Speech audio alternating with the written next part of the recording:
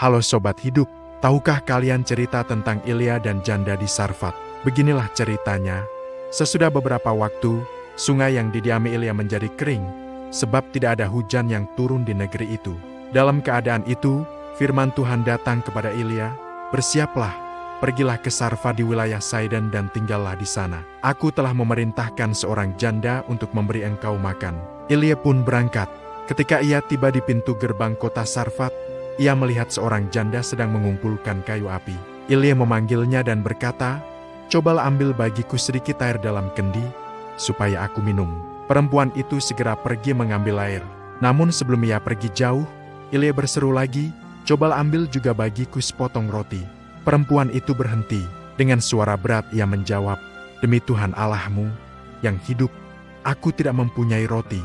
Aku hanya memiliki segenggam tepung dalam tempayan dan sedikit minyak dalam buli-buli. Aku sedang mengumpulkan kayu untuk membuat makanan terakhir bagi aku dan anakku. Setelah kami memakannya, kami akan mati."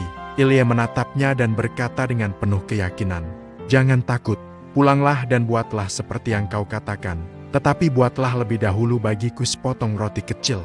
Sesudah itu barulah kau buat untuk dirimu dan anakmu. Sebab beginilah firman Tuhan, Allah Israel. Tepung dalam tempayan itu tidak akan habis dan minyak dalam buli-buli itu pun tidak akan berkurang sampai pada waktu Tuhan memberi hujan ke atas muka bumi." Perempuan itu memilih percaya. Ia pulang dan melakukan seperti yang dikatakan Ilya. Dan tepung itu tidak habis dan minyak itu tidak berkurang. Tepat seperti firman Tuhan yang disampaikan melalui Ilya. Beberapa waktu kemudian, anak perempuan itu jatuh sakit. Sakitnya semakin parah hingga napasnya terhenti. Dengan hati hancur, perempuan itu berkata kepada Ilya, "Apakah maksudmu datang kemari, abdi Allah? Datangkah engkau untuk mengingatkan kesalahanku dan menyebabkan anakku mati?" Ilya menjawab dengan tenang, "Berikan anakmu itu kepadaku." Ia mengambil anak itu dari pangkuan ibunya dan membawanya ke kamar atas. Dan Ilya berseru kepada Tuhan, "Ya Tuhan, Allahku, apakah engkau menimpakan kemalangan ini kepada janda yang telah menolong aku dengan membunuh anaknya?" Ilya mengunjurkan tubuhnya ke atas anak itu 3 kali dan berdoa dengan sungguh-sungguh, "Ya Tuhan, Allahku, pulangkanlah kiranya nyawa anak ini ke dalam tubuhnya."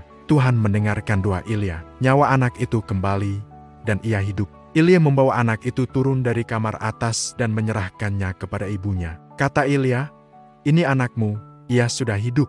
Kemudian kata perempuan itu kepada Ilya, "Sekarang aku tahu bahwa engkau abdi Allah, dan firman Tuhan yang kau ucapkan itu benar."